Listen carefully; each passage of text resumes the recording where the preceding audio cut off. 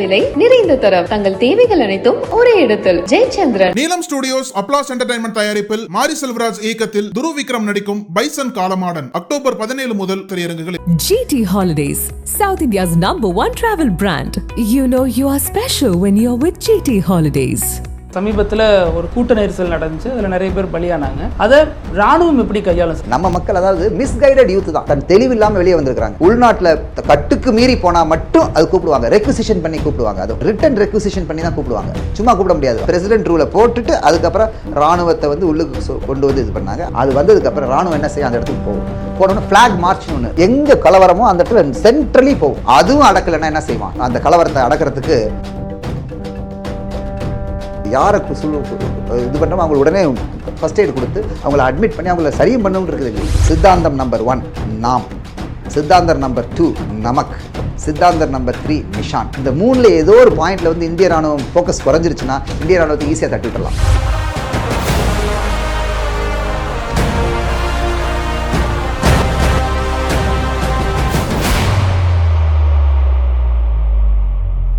சமீபத்தில் ஒரு கூட்ட நெரிசல் நடந்துச்சு. அதில் நிறைய பேர் பலியானாங்க. அதை வந்து காவல்துறை சரியாக நிர்வகிக்கலை, கையாளலை அப்படின்லாம் சொன்னாங்க. அதை ராணுவம் எப்படி கையாளும் சார்? ஒரு கூட்ட நெரிசல், க்ரௌட் மேனேஜ்மெண்ட் அப்படிங்கிறது ராணுவத்தில் எந்த இடத்துல முக்கியத்துவம் வாய்ந்ததாக பார்க்கப்படுது? ஃபர்ஸ்ட் ஆஃப் ஆல் ராணுவ ஆப்ரேஷன்ஸ் வந்து ஜாஸ்தி க்ரௌடை வந்து பேஸ்டாக இருக்காது. ராணுவத்தில் வந்து பல டைப்ஸ் ஆஃப் வார்ஃபேர் இருக்குது. வார்ஃபேர் புரியுதுங்களா? வார்ஃபேர்னா பல டைப்ஸ் ஆஃப் போர். ஐ எம் டாக்கிங் ஸ்ட்ரிக்ட்லி ராணுவத்தை பற்றி பேசுகிறேன். ஜங்கிள் வார்ஃபேர் இருக்குது. ஜங்கிள் வார்ஃபேர்னா அதாவது பசுமையான காடுகள், deep forest, Assam forest, Meghalaya forest அல்லது டென்ஸ் ஃபாரஸ்ட்டில் சண்டை போடுறது, அதுக்கு பேர் ஜங்கிள் வார்ஃபேர். அதனுடைய கோட்பாடுகள் தனி. டெசர்ட் வார்ஃபேர் இருக்குது, ஓப்பன் ஸ்பேசஸ். டெசர்ட்னா என்னது, பாலைவனம். பாலைவனத்தில் சண்டை போடுற அதனுடைய கோட்பாடுகள் தனி. டெசர்ட் வார்ஃபேர் அது தனி பேட்டர்ன். ட்ரெஸ்லேருந்து, எக்யூப்மெண்ட்லேருந்து, அதனுடைய டாக்டிக்ஸ்லேருந்து எல்லாம் தனி. ஜங்கிள் வார்ஃபேர் தனி. இந்த ரெண்டுலேயுமே கூட்டம் சேர்கிறதுக்கு ஸ்கோப் இல்லை. அடுத்து வந்து ஹை ஆல்டிடியூட் வார்ஃபேர் இருக்குது. ஹை ஆல்டிடியூட் வார்ஃபேர்னால் இந்த மாதிரி சியாச்சின் கிளேஷியர் அண்டு நம்ம ஹை ஆல்டிடியூடுங்கிறது, அதாவது லடாக், லே லடாக், சுஷூல், உத்தராகண்ட், ஹையர் ரீச்சஸ், இந்த மாதிரி இடத்துல வார்ஃபேர் இருக்குது. அதனுடைய வார்ஃபேர், அதனுடைய எக்யூப்மெண்ட், அதனுடைய மொடாலிட்டிஸ், அதனுடைய ரொட்டீன்லாம் வேறு. அதுக்கும் தனி எங்களுக்கு வந்து ப்ரெசிஸ் இருக்குது, அதாவது எப்படி பண்ணுறதுங்கிறது.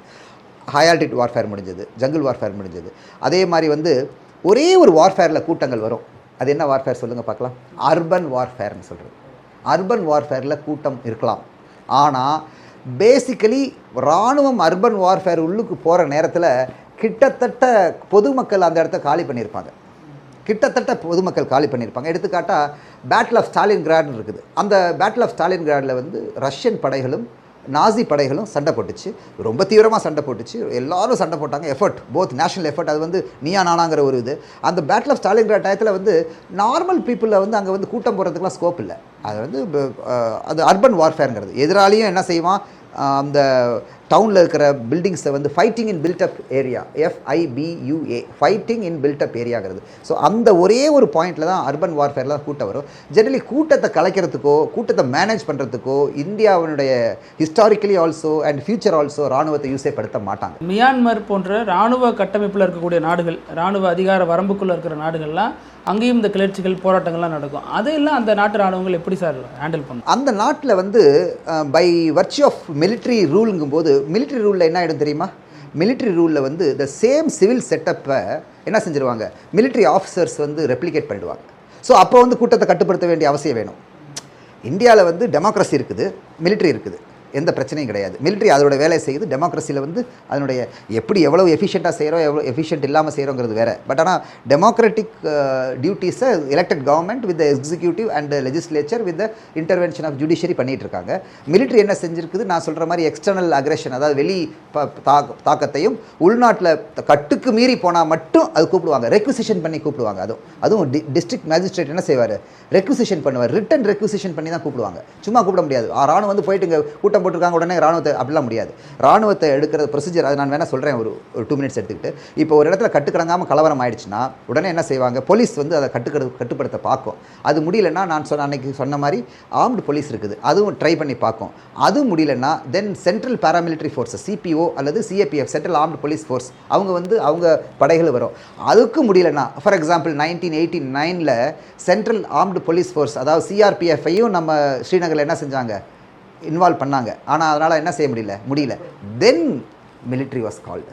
மிலிட்ரி கால் பண்ணும்போது அது வந்து ஸ்டேட் லெவலில் மிலிட்ரி கால் பண்ணாங்க. அதாவது அப்போ வந்து என்ன செஞ்சாங்க, பிரசிடென்ட் ரூலை போட்டுட்டு அதுக்கப்புறம் இராணுவத்தை வந்து உள்ளுக்கு கொண்டு வந்து இது பண்ணாங்க. அதில் சில எங்களுக்கு பொறுப்புகள் கொடுத்துருவாங்க. But at the same time normal இப்போ திடீர்னு மெட்ராஸ் இருக்குது, வட சென்னை மூலக்கோத்தலத்தில் ஒரு பெரிய பிரச்சனை, உடனே அது மூலக்கோத்தலத்தில் ஒரு பெரிய பிரச்சனை என்ன செய்வீங்க, ஃபஸ்ட்டு என்ன செய்வாங்க, போலீஸ் வருவாங்க. எல்லா J1 J2 E1 ED எல்லாத்துலேருந்து போலீஸை கொண்டு வந்து அதை பிளான் பண்ணுவாங்க. அதுலேயே 99% என்ன செஞ்சிடும், பிரச்சனை தீர்ந்துடும். அதுவும் தீரலைன்னா என்ன அர்த்தம், எங்கேயோ தப்பு இருக்குன்னு அர்த்தம், ஏதோ போலீஸ் ஹஸ் பீன் சப்வர்ட்னு அர்த்தம்.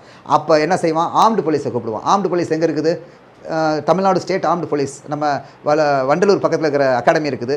அப்புறம் பல இடங்களில் வந்து ஹைவேஸில் கூட பார்க்கலாம் நீங்கள். இதிலெல்லாம் எங்கே நம்ம உளுந்தூர்பேட் பக்கத்தில் பார்த்துருக்கீங்க, ஒரு ஆர்ம்டு போலீஸ் பெட்டாலியன் இருக்குது. அந்த மாதிரி இடங்கள்ல இருந்து என்ன செய்வான், அவன் வந்து கூப்பிடுவான். அதுவும் சரிப்படலை அப்படின்னு உடனே செய்வாங்க, CRPF கூப்பிடுவாங்க. CRPF central reserve police force கூப்பிடுவாங்க, வெள்ளூர் இல்லாட்டி இந்த மாதிரி. CRPFக்கு அடங்கலை அப்படின்னம்னா தான் என்ன செய்வாங்க, இராணுவத்தை கூப்பிடுவாங்க. இந்த லீட் டைம் இருக்குல்ல, இந்த லீட் டைமில் நிறைய ஆக்டிவிட்டீஸ் நடந்துடும். அதுக்குள்ளே இராணுவம் நிறைய வந்துடும். ஸோ நம்ம என்ன செய்வோம், ஸோ சென்னை கலெக்டர் என்ன செய்வார், கட்டுக்கடங்கி போயிடுச்சு, இப்போ எங்களால் முடியல, உடனே என்ன செய்வார், ரெசிடென்ட் பிளேஸில் இருக்கிற இராணுவத்தை எடுத்து சொல்லுவார். நம்ம தமிழ்நாட்டில் வந்து மெட்ராஸில் இருக்கிற இராணுவத்தை இது பண்ணுறதுக்கு அது கலெக்டர் வந்து என்ன செய்வார், டிஸ்ட்ரிக்ட் மேஜிஸ்ட்ரேட் அவர் என்ன செய்வார், ரெக்யூசிஷன் பண்ணுவார். ரெக்யூசிஷன் பண்ணி கொடுப்பாங்க. அது வந்ததுக்கப்புறம் இராணுவம் என்ன செய்ய, அந்த இடத்துக்கு போனோன்னா ஃப்ளாக் மார்ச்னு ஒன்று, அதுக்கு பேர் என்னது, ஃப்ளாக் மார்ச். ஃப்ளாக் மார்ச்னா ஒரு பெரிய பேனர், அந்த பேனரில் யாரும் கலவரம் பண்ணக்கூடாது, தடை உத்தரவு போட்டிருக்குது, நீங்கள் இது மாதிரிலாம் பண்ணிங்கன்னா உங்களுக்கு பிரச்சனை வரும், குழந்தைகள் பெண்கள் பெரியவர்கள்லாம் அவங்கவுங்க இடத்துல இருக்கணும், வெளியாளுங்க யாரும் சுற்றக்கூடாது அப்படின்னு போட்டு ஒரு பெரிய பேனர் போட்டு அந்த பேனரை எடுத்துக்கிட்டு இராணுவம் என்ன செய்யும், தன்னுடைய ஃபோர்ஸை காட்டி முன்னாடி பின்னாடி எல்லாம் கன்ஸ்லாம் வச்சுட்டு போகும். எங்கே கலவரமோ அந்த இடத்துல சென்ட்ரலி போகும். ஃப்ளாக் மார்ச்னு சொல்கிறது. இது வந்து ஒரு மேஜர் அல்லது லெஃப்டினன்ட் கர்னல் தலைமை தாங்கி கொண்டு போவார். ஃப்ளாக் மார்ச் முடிஞ்ச அதுலேயே ஓரளவு மக்கள் என்ன செஞ்சுருவாங்க, அதுலேயே ஓரளவு அடங்கிடுவாங்க. அதுவும் அடக்கலைன்னா என்ன செய்வான், ஃப்ளாக் மார்ச்சுக்கு அப்புறமும் கலவரம் டெவலப் ஆகுதுன்னா தென் அதுக்கப்புறம் இராணுவம் என்ன செய்யும், அந்த கலவரத்தை அடக்கிறதுக்கு இது என்னது சில ப்ரொசீஜர்ஸ் இருக்குது. எய்ட் டு சிவில் அத்தாரிட்டி அப்படின்ட்டு, சிவில் அத்தாரிட்டிக்கு சப்போர்ட் பண்ணுறது. அந்த eight to civil authority procedure படி கயிறு கட்டப்படும், அந்த பக்கத்தில் இந்த பக்கம் வரக்கூடாதுன்னு சொல்லுவாங்க. போலீஸ் மாதிரிலாம் கண்ணீர் புகை கொண்டெல்லாம் போட மாட்டாங்க. இராணுவத்தினுடைய ஆக்டிவிட்டி என்னென்னா கிளியராக அனௌன்ஸ் பண்ணுவாங்க, ஹிந்திலையும் அனௌன்ஸ் பண்ணுவாங்க, லோக்கல் லாங்குவேஜ்லேயும் அனௌன்ஸ் பண்ண புரியற மாதிரி எல்லோரும் பிரிஞ்சு போயிடுங்க, நாங்கள் வந்து ஷூட் பண்ணுவோம், ஷூட் பண்ணால் நீங்கள் அடிபடுவீங்கன்னு சொல்லி கிளியராக அனௌன்ஸ் பண்ணிவிட்டு அதுக்கப்புறம் என்ன செய்வாங்க, எய்ம்டு ஃபயர், எய்ம் பண்ணி ஒன் சிங்கிள் ஷாட் ஃபயர் பண்ணுவாங்க கூட்டத்தில். ரொம்ப கூட்டத்தில் அதாவது கலவரம் ஜாஸ்தி ஆகிடுச்சுன்னா அது சில நேரத்தில் ஆரச்சாரு அந்த மாதிரி. அந்த சிங்கிள் ஷாட் ஃபயரை வந்து சிங்கிள் ஷாட் ஃபயர் 2 எஃபெக்ட் தான் பண்ணுவான், 1 தான் பண்ணுவான், 2 தான் பண்ணுவான், அதுக்கு மேலே பண்ண மாட்டான். நீங்கள் நினைக்கிற மாதிரிலாம் அதெல்லாம் அடிக்கவே மாட்டாங்க. அதெல்லாம் அடிக்கவும் கூடாது, அடிக்க வேண்டிய அவசியமும் கிடையாது. ஏன்னா இது நம்ம மக்கள் அதாவது மிஸ்கைடட் யூத் தான். யாரோ ஒருத்தங்க சொல்கிறத வச்சு ஒரு ரூமரில் தான் அவங்க என்ன செஞ்சுருக்காங்க, அதாவது தன் தெளிவு இல்லாமல் வெளியே வந்திருக்கிறாங்க. அவங்க உள்ளுக்கு போகிறதுக்கு இந்த இதில் வந்து அது 99% 1 or 2 ஷாட்டில் என்ன ஆகிடுவாங்க, அவங்க கூட்டம் கலைஞ்சு போயிடும். அப்புறம் அதுக்கு அவங்களுக்கு உடனே எங்களுக்கு இன்னும் ப்ரொசீஜர் இருக்குது, யாரை இது பண்ணுறோம் அவங்களுக்கு உடனே ஃபஸ்ட் எய்டு கொடுத்து அவங்கள அட்மிட் பண்ணி அவங்கள சரியும் பண்ணணும்னு இருக்குது எங்களுக்கு. ஸோ இந்த மாதிரி ஸோ அந்த எய்ம் பண்ணக்கூடியவங்க யாராக இருப்பாங்க சார், அதுக்கு எதுவும் கண்டிஷன்ஸ் இல்லை? யார் வேணாலும் இருக்கலாமே. Every soldier is capable of aiming and shooting. Every soldier is capable. இல்லை மக்கள் சார்பில் கேட்குறேன், மக்கள் அது அந்த கூட்டத்தினுடைய அந்த ரொம்ப பரபரப்பில் கீ பர்சன்ஸ் இருப்பாங்க தெரியுமா, அவங்கள அதை கொஞ்சம் கவனிச்சு கூட்டத்தை முன்னெடுத்து போகிறவங்க கீ பர்சன்ஸ், அவங்க கீ பர்சன்ஸ். அதாவது எல்லா கூட்டத்திலையும் கலவரம் வராது, அதில் சில இல்லை சமூக விரோதிகள் ஊடுருவினா தான் கலவரம் வரும். இப்போ நீங்கள் ரீசெண்டாக ஐசோஸில் ஒரு நல்ல ஒரு லட்சக்கணக்கான குழந்தைகளும் மாணவிகளும் கூடியிருந்தாங்க. எதுக்கு, ஜல்லிக்கட்டு 2017 or 18 எப்போன்னு தெரியல. ஆனால் கடைசி நாளில் என்ன ஆயிடுச்சு, அரசியல் நுழைவு வந்து கடைசி நாள் அந்த லாஸ்ட் மூமெண்ட் எல்லாம் வீட்டுக்கு போகலான்னு சொல்லும்போது ஐஸ் ஹவுஸில் கலவரம் வந்தது, எரிச்சாங்க, அனாவசியமாக போலீஸ் ஜீப்பெல்லாம் எரிச்சாங்க. அது என்னென்னா தேச விரோத சக்திகள். இவ்வளோ தூரம் வரும்போது இராணுவத்தினுடைய கோஆப்ரேஷன் இருக்கும்போது போலீஸ் என்ன செஞ்சிடும், ஐடென்டிஃபை பண்ணிடும். இப்போது தமிழகத்தில் இருக்கக்கூடிய கட்சிகள் தங்களுடைய மனசாட்சியை அல்லது தாங்கள் எப்படி நடக்கிறோம் அப்படின்னா திராவிட மாடல் அப்படின்னு சொல்லுவாங்க முக்கியமான கட்சிகள். மாதிரி தேசிய கட்சிகள்லாம் நாங்கள் இந்துக்களுக்காக போராடுறோம் அல்லது இந்த மாதிரியான சில விஷயங்களுக்கு போராடுறோம் அப்படின்னு அவங்க ஒரு விளக்கம் கொடுப்பாங்க. அப்போது இராணுவத்தினுடைய மனசாட்சி அல்லது அவங்களுடைய கொள்கைன்னா என்ன, அல்லது மத்திய அரசு என்ன முடிவெடுக்குதோ அதன்படி நடப்பாங்க? இல்லை அதாவது எக்ஸிக்யூஷன் வந்து எந்த கவர்மெண்ட் தலைமையில் இருக்குதோ அந்த கவர்மெண்ட்டுக்கு நாங்கள் விசுவாசமாக இருக்கணும்.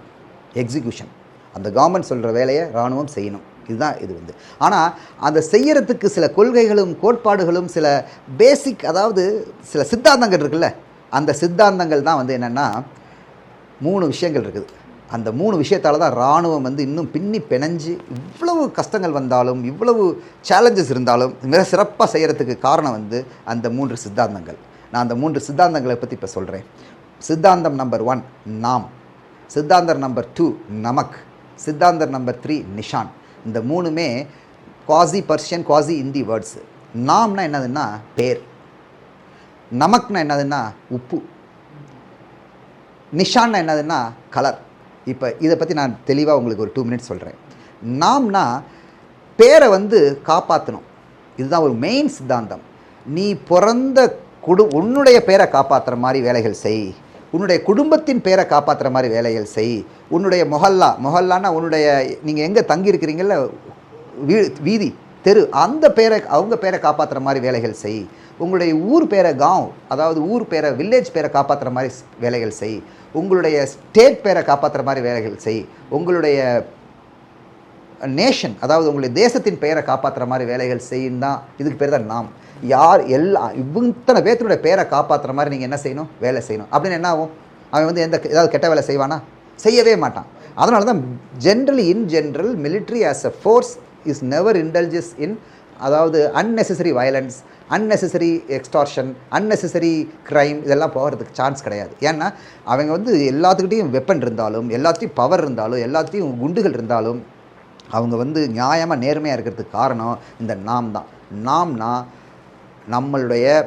நம்ம எங்கேருந்து வர்றோம் அவங்க பேர் கெடாமல் இருக்கிறதுக்கு, நம்மளுடைய எங்கேருந்து வர்றோமோ, எங்கேருந்து நம்மளுடைய எந்த குழுவுக்கு நம்ம பொறுப்பாக இருக்கிறோமோ, இப்போ எடுத்துக்காட்டால் யூஎன் பீஸ் கீப்பிங் ஃபோர்ஸில் வந்து ஒரு இராணுவ சோல்ஜரோ அல்லது அதிகாரியோ தப்பு செஞ்சாங்கன்னா அவங்க என்ன நினைக்கணும், ஐயோ நம்ம யூஎன் பீஸ் கீப்பிங் ஃபோர்ஸுக்கு நம்ம யார் பேர் கெட்டு போயிடும், இந்தியாவுடைய பேர் கெட்டு போயிடும் அப்படின்னு நினைக்கணும். அதே மாதிரி காஷ்மீரில் இருக்கும்போது ஒரு இராணுவ அதிகாரியோ இராணுவ சோல்ஜரோ வந்து ஒரு ஹோட்டலில் சாப்பிட்டுட்டு பணம் கொடுக்காமல் போனான்னு யோசனை பண்ணணும், அடாடா நம்ம வந்திருக்க ஸ்டேட், நான் வந்து ஹரியானா ஸ்டேட்காரன், ஹரியானோட பேர் கெட்டு போயிடும், அதனால் என்ன செய்யக்கூடாது, இங்கே வந்து இது பண்ணக்கூடாது.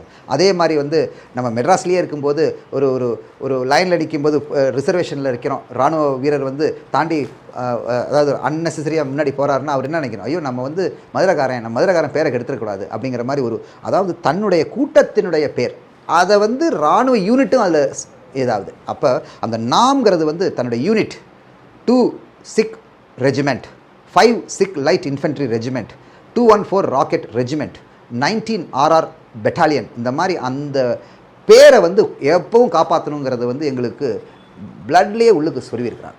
அதனால் வந்து நாம், இது வந்து நேம். நமக்குன்னா என்னதுன்னா, வாட் இஸ் நமக்? சால்ட். ஆக்சுவலி ஒரு காலத்தில் சேலரியை எப்படி கொடுத்தாங்க, சால்ட்டாக தான் கொடுத்தாங்க. ஏன்னா சால்ட்டு தான் வந்து என்னது, கிடைக்காத பொருள்களாக இருந்தது. கிரேக்கத்துலேயும் ரோமாபுரியிலெல்லாம் சால்ட்டை கொடுப்பாங்க. எதுக்கு சேலரியா, ஏன்னா எல்லாம் கிடைக்கும் ஆனால் சால்ட் மட்டும் கிடைக்காது. So salt was considered as a very important thing. So salarium salt, அதுதான் சால்ட்டு சேலரி அப்படி தான் வந்திருக்குது. ஸோ சேலரி வந்து இதிலேருந்து என்னென்னா, உப்பை தின்றவர்களுக்கு நாம் என்ன செய்யக்கூடாது, உப்பை தின்றவங்க துரோகம் பண்ணக்கூடாதுங்கிற ஒரு கான்செப்ட். ஸோ நமக்கு உப்பு யார் கொடுக்குறாங்க, சேலரி கொடுக்குறாங்க, யார் வந்து எல்லாமே கொடுக்குறாங்க, நாடு கொடுக்குது. ஸோ நாட்டுக்கு எதிராக எதுவுமே செய்யக்கூடாதுங்கிறது வந்து அது அந்த பாயிண்டில் நான் ஃபுல்லாக கில் பண்ணிட்டான். இது வந்து சிவிலுக்கும் பொருத்தும். நிறைய இடத்துல நான் பார்க்குறேன், எனக்கு சிவிலில் வந்தவொன்னே ஒரு பெரிய ஷாக் என்ன தெரியுங்களா, அதாவது ஒரு கம்பெனியில் வேலை செஞ்சுட்டு இருப்பான், அந்த கம்பெனியில் தான் பேரோலில் இருந்துக்கிட்டு ஒவ்வொரு மாதமும் சம்பளம் வாங்குவான்.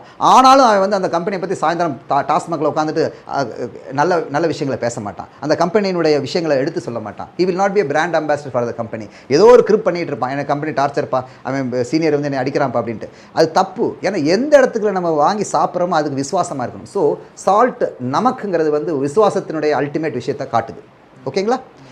தேர்ட் என்னதுன்னா, இது வந்து குரூப் ஆக்டிவிட்டி. இந்த குரூப் ஆக்டிவிட்டி வந்து நிஷான்கிறது. You know what Nishan?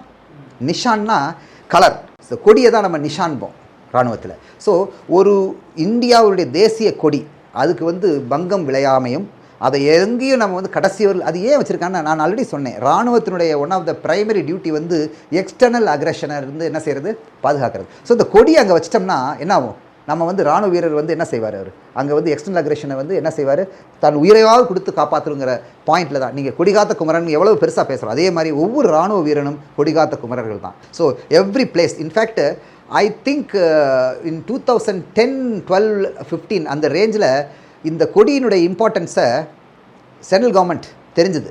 என்ன செஞ்சாங்க, அவங்க all institutions of importance like airport, ரயில்வேஸ்லாம் தெரியுமா உங்களுக்கு, 100 feet 200 feet மாஸ்ட் கொடியை ஏற்றுனாங்க வித் பப்ளிசிட்டி அண்ட் லைட்டிங். ஞாபகம் இருக்குல்ல? ஸோ இதெல்லாம் என்ன, இந்த இனிஷியேட்டிவ்ஸ்லாம் எதை நோக்கி காட்டுதுன்னா, ஒரு பீப்புளுக்கு நடுப்புற வந்து ஒரு பேட்ரியாட்டிசத்தை கொண்டு வரணும், ஒரு பிலாங்கிங்னஸை கொண்டு வரணும், இந்தியா பெரிய நாடுங்கிறத கொண்டு வரணும் அப்படிங்கிற மாதிரி. இப்போ எடுத்துக்காட்டா அமெரிக்காவை பொறுத்தவரையிலும் எல்லா ஊர்லேயும் எல்லா ஆஃபீஸ்லேயும் அமெரிக்கன் ஃப்ளாக் இருக்கும், ஆஃபீஸ்லேயே வச்சுருப்பான், வீட்டுக்கு வீடு அமெரிக்கன் ஃப்ளாக் இருக்கும். So that is the depiction of patriotism and அந்த கொடியினுடைய இது அதாவது இம்பார்ட்டன்ஸை காட்டுறது. அந்த மாதிரி இந்த நாம், நமக், நிஷான் இந்த மூணும் தான் தி இன்டர்வைனிங் ஃபைபர் அண்ட் த நூல் இலை மாதிரி இந்த இராணுவங்கிற ஒரு பெரிய ஒரு கிளாத்தை வந்து நூல் மாதிரி இணைச்சி பிடிச்சு ஸ்ட்ராங்காக வச்சுருக்குது. ஸோ இந்த 3 ரொம்ப ரொம்ப முக்கியம். இந்த 3 இருக்கிறவரில் இந்திய ராணுவத்தை யாருமே அசைக்க முடியாது. இந்த 3ல் ஏதோ ஒரு பாயிண்டில் வந்து இந்திய ராணுவம் ஃபோக்கஸ் குறைஞ்சிருச்சுன்னா இந்திய ராணுவத்தை ஈஸியாக தட்டி விட்டுடலாம். இதுதான் என்னுடைய ஃபைனல் கமெண்ட். இப்போ முக்கியமான விஷயம் நாம், நமக், நிஷான் அப்படிங்கிறது ரொம்ப அழகாக விவரிச்சிருக்கீங்க சார். இப்போ இராணுவத்தை பொறுத்த வரைக்கும் சிவிலியன்ஸ் கூட அவ்வளோ தொடர்பில் இருக்க மாட்டாங்க அப்படிங்கிற ஒரு குற்றச்சாட்டு ரொம்ப நாளாக சொல்லப்பட்டு வருது.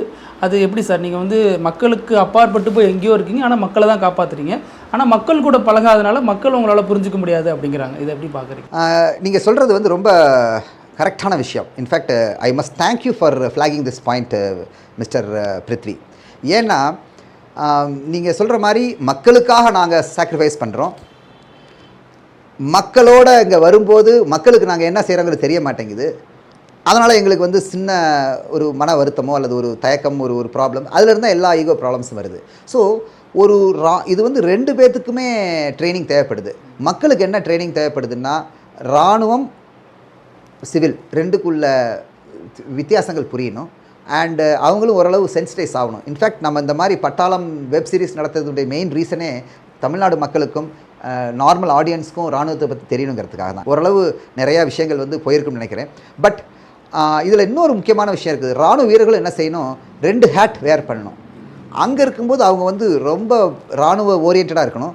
ஆனால் அங்கேருந்து திரும்பி சிவிலில் சேரும்போது தன்னுடைய அந்த ஃப்ரேம் ஆஃப் மைண்டை வச்சுட்டு நார்மல் சிவிலியன் மாதிரி இது பண்ணணும். ஜென்ரலி இராணுவ வீரர்கள் வந்து ஒரு ஸ்பெஷல் ட்ரீட்மெண்ட் எதிர்பார்ப்பாங்க. அது மாதிரி எதிர்பார்க்குறது தப்பு.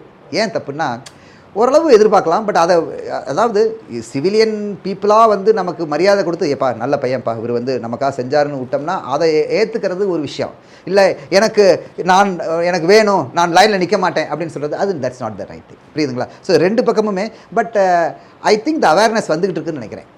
எஸ்பெஷலி ஆஃப்டர் ஆப்ரேஷன் சிந்தூர்லாம் பண்ணதுக்கப்புறம் மக்களுக்கும் தெரிய ஆரம்பிக்குது இராணுவத்தினுடைய பங்கீடு எவ்வளோ இருக்குது, ஈடுபாடுகள் எவ்வளோ இருக்குது, தேசத்தினுடைய பாதுகாப்பில் எந்த மாதிரி மூவ் பண்ணுறாங்க அப்படிங்கிறது. It's a very noble initiative by the Nakkheeran TV to propagate this in Tamil Nadu where lot of ignorance and நம்ம அதே முதலே சொன்னோம், அதாவது ஹியர்ஸே அண்ட் இக்னரன்ஸ்லாம் ராணுவம் ஓடிட்டு இருக்குது அப்படின்னு இங்கே தமிழ்நாட்டை பொறுத்தவரை அது ஓரளவு கிளியர் ஆகும். எஸ், ரொம்ப நன்றி சார். இப்போ நான் வந்ததுன்னே உங்கள் பின்னாடி இருக்கிற அந்த ஃபோட்டோவை தான் பார்த்தேன், அதில் தான் அந்த வாசகம் இருந்துச்சு.